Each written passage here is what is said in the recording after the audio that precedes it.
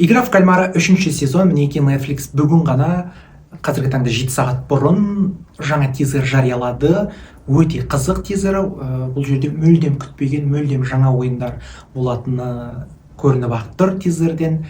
Одан кейін 450 болды. Әрине тірі, ол болмаса кальмар болмаса еді, бұл драма болмаса еді. Сондықтан да әрі қарай қалай болатын, немен аяқтайтыны қызық. Режиссер өзінің берген сұхбатында 3-ші сезон бұл окончательный соңғы сезон екенін айтқан еді. Сондықтан да енді қалай аяқтайды соңы, сол өте қызық болып тұр. Егер естеріңізде болса, 2-ші сезон соңында досын атып салады, сонымен бітіп қалады ғой. Енді 456 тірі, ол әрі қарай не істейді? Ұйымдастырушылар оны не істейді? Әсіресе 001 оны не істейді? Сол жағы қызық болып тұр.